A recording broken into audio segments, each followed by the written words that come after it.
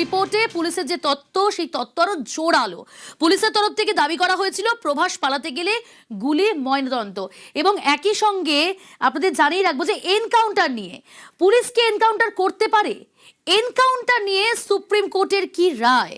আমরা কথা বলেছিলাম ম্যানেজিং এডিটর নেটওয়ার্ক 18-এর ধ্রুবজ্যোতি প্রামাণিকের সঙ্গে, তিনি কি বললেন শুনবো। খুব সঙ্গত কারণেই এই মুহূর্তে পশ্চিমবঙ্গের সমাজ মাধ্যম কার্যত আড়াআড়ি বিভক্ত। একদল তারা বলছেন যে যেমন কর্ম তেমন ফল, কিন্তু অন্য একদল তারা বলছেন যে না, এটা ঠিক কাজ হয়নি, এভাবে কাউকে মেরে ফেলা যায় না, এটা অসাংবিধানিক, এটা বেআইনি। যারা এটা বলছেন তারা মূলত যে যুক্তিটা সামনে আনছেন যে রাষ্ট্র কি কখনো তার নাগরিককে খুন করতে পারে এভাবে, এবং তারা যেটা বলছেন যে আমাদের সংবিধানে মৌলিক অধিকারের মধ্যে পড়ে ধারা 21 নম্বর ধারাতে তাই তো বলা আছে যে সংবিধান আমাদের প্রত্যেককে যে মৌলিক অধিকারটা দিয়েছে সেই অধিকারটা হচ্ছে যে protection of life and personal liberty, অর্থাৎ বাঁচার অধিকার আমার সংবিধান সিদ্ধ অধিকার। তাহলে পরে পুলিশ কি করে এনকাউন্টার করলো? দেখো, এই বিতর্ক আজকের নয়, বহু দিনের পুরনো, বহু যুগের পুরনো বিতর্ক। বহু এনকাউন্টার হয়েছে আমাদের দেশে, বহু ক্ষেত্রে মামলা হাইকোর্ট সুপ্রিম কোর্ট পর্যন্ত পৌঁছেছে, কিন্তু সুপ্রিম কোর্টের একটি বিশেষ রায় 2014 সালের 23শে সেপ্টেম্বর সেইটাকেই আপাতত এনকাউন্টারের ক্ষেত্রে একদম শিরোধার্য বলে আমাদের দেশে মনে করা হয়। কি সেটা এবং কেন? এটা 2014 সালের 23শে সেপ্টেম্বর রায় দেন তৎকালীন প্রধান বিচারপতি RM লোধা, এবং তার সঙ্গে সেই বেঞ্চে ছিলেন বিচারপতি রোহিন্টন ফ্যালি নারিমান। তাদের কাছে কি মামলা গেছিল? তাদের কাছে যে মামলাটা গেছিল যে একটা মানবাধিকার সংগঠন তারা অভিযোগ করেছিল গিয়ে সুপ্রিম কোর্টে, সেই সংগঠনের নাম হচ্ছে people's union for civil liberties. তারা মহারাষ্ট্র সরকারের বিরুদ্ধে সুপ্রিম কোর্টে গেছিল, গিয়ে অভিযোগ করেছিল যে হুজুর, মহারাষ্ট্রে 1995 থেকে 1997 সালের মধ্যে 99টা এনকাউন্টার করেছে মুম্বাই পুলিশ। 135 জন দুষ্কৃতী, অপরাধী, অভিযুক্ত যাই হোক না কেন তাদেরকে এনকাউন্টারে মারা হয়েছে। এর বিচার চাই। কোন 135 জনকে মারা হলো তাদের বিস্তারিত বিবরণ জানতে হবে, প্রকাশ্যে আনতে হবে, এবং যে পুলিশ কর্মীরা ওই 99টি এনকাউন্টারে যুক্ত বলে জানা যাচ্ছে তাদের বিরুদ্ধে তদন্ত শুরু করতে হবে ভারতীয় আইন মেনে। তখন মামলার গুরুত্ব বুঝে প্রধান বিচারপতি নিজে মামলা শুনতে শুরু করলেন। জাতীয় মানবাধিকার কমিশনের বক্তব্য জানতে চাওয়া হলো, মহারাষ্ট্র সরকারের বক্তব্য জানতে চাওয়া হলো, কেন্দ্রীয় সরকারের বক্তব্য জানতে চাওয়া হলো।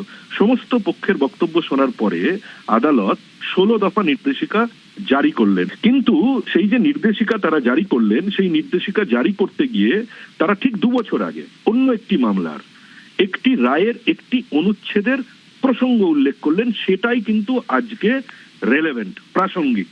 এই যে ঘটনাটা ঘটেছে, কি বললেন? One cannot be oblivious. There is a rise in such incidents and judicial notice must be taken of this fact. In such circumstances, while the police have to do their legal duty of arresting the criminals, they have also to protect themselves. আদালত পরিষ্কার বলে দিল যে বহু ক্ষেত্রেই আমাদের নজরে আসছে যে পুলিশ তাদের কাজ করতে গেছে, পুলিশের উপর হামলা হয়েছে, পুলিশকে খুন করে দেওয়া হয়েছে, পুলিশকে মেরে ফেলা হয়েছে। তাহলে এরকম যদি পরিস্থিতি তৈরি হয়, পুলিশকে তো নিজেকে পুলিশের আত্মরক্ষা করার অধিকার আছে, এটাও তো আইনসম্মত অধিকার। তাহলে সেই রকম পরিস্থিতিতে পুলিশ আত্মরক্ষা করতে পারবে। যেমন এরকম একটা ঘটনা আমরা জানতে পারছি। অভিযোগ কি? পুলিশ দাবি করছে যে প্রভাস মণ্ডল, তাকে গতকাল মধ্যরাতে ওইখানে নিয়ে যাওয়া হয়েছিল, ঘটনাস্থলে নিয়ে যাওয়া হয়েছিল, যেখানে যে পুকুর থেকে এই যে নাবালিকা গণধর্ষিতা হয়েছে, যে নাবালিকা যাকে খুন করা হয়েছে বলে অভিযোগ, সেই নাবালিকার দেহ যেখান থেকে উদ্ধার হলো সেইখানে নিয়ে যাওয়া হয়েছিল, মধ্যরাতে নিয়ে যাওয়া হয়েছিল। তার কারণ ঘটনাটা মধ্যরাতে ঘটেছিল। সেই কারণে পুনর্নির্মাণ যখন কোনো একটা অপরাধের করতে হয়, তাহলে পরে যখন ঘটনা ঘটেছিল, যে পরিস্থিতিতে ঘটেছিল, যে সময়ে ঘটেছিল, পুরোটাকে নির্মাণ করতে হয় আরো একবার, তাই পুনর্নির্মাণ। তাকে নিয়ে যাওয়া হয়েছিল অন্যতম অভিযুক্ত প্রভাস মণ্ডলকে, এবং পুলিশের দাবি যে প্রভাস মণ্ডল ওখানে পৌঁছানোর পরই এক পুলিশ কর্মীর রিভলভার ছিনিয়ে নেয়, এক রাউন্ড গুলি চালিয়ে দেয় পুলিশকে লক্ষ্য করে। পুলিশ বাধ্য হয়ে আত্মরক্ষার্থে তখন পাল্টা গুলি চালাতে বাধ্য হয়, এবং 2টি গুলি প্রভাস মণ্ডলের গায়ে লাগে এবং তাতে তার মৃত্যু হয়।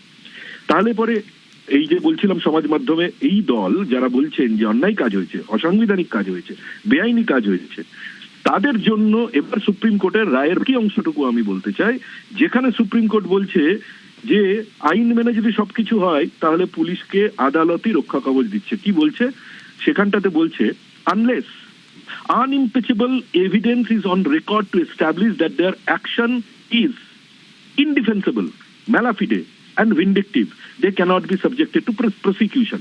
মানে আদালত বলছে যে পুলিশের যদি কুমতলব না থেকে থাকে, পুলিশের যদি কোনো খারাপ উদ্দেশ্য না থেকে থাকে, এবং পুলিশ যে এনকাউন্টারটা করলো সেই এনকাউন্টারটাকে পুলিশ যদি জাস্টিফাই করতে না পারে তাহলে আলাদা ব্যাপার, তাহলে আইন মেনে বিচার হবে, সেই পুলিশেরও বিচার হবে।